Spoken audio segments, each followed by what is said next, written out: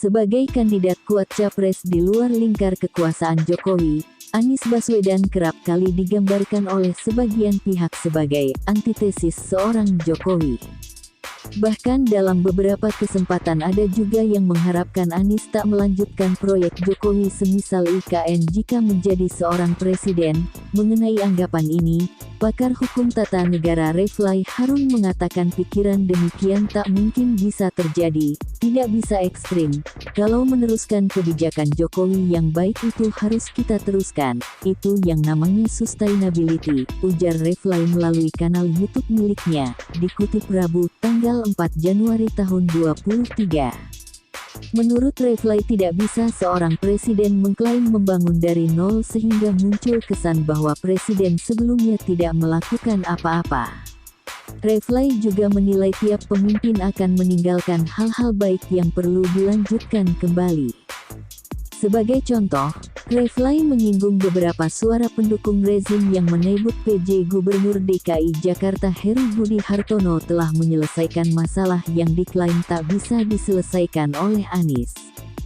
Seperti, Budi Heru dan para pendukungnya rezim ini bahwa Anies doing nothing dan Heru datang sebagai malaikat Ratu Adil yang memperbaiki Jakarta. How come? Baru 2 bulan dan kita tahu kerjanya merusak karya Anies Baswedan, jelasnya. Karenanya Refly mengungkapkan semua pihak harus fair dalam menilai sebuah kebijakan mana yang kira-kira bagus dan berdampak pada masyarakat sehingga perlu dilanjutkan, serta mana yang memang harus dihentikan karena merugikan masyarakat. Kita harus fair, yang baik kita katakan baik, yang tidak baik kita katakan tidak baik, tapi overall pasti ada nilai dalam sebuah rezim itu, ungkapnya. Anies Baswedan sendiri dalam berbagai kesempatan juga menegaskan bahwa tak mungkin memutuskan kebijakan berlanjut atau tidak sesuai selera.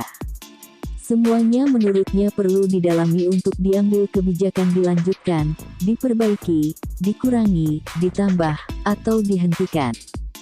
Dirinya pun menjamin selama proyek atau suatu kebijakan ada ketentuan dalam UU maka semua pihak termasuk dirinya harus melaksanakan kebijakan tersebut. Jadi sederhananya kita ingin agar apa yang sudah dikerjakan memberi manfaat sebesar-besarnya untuk masyarakat Indonesia.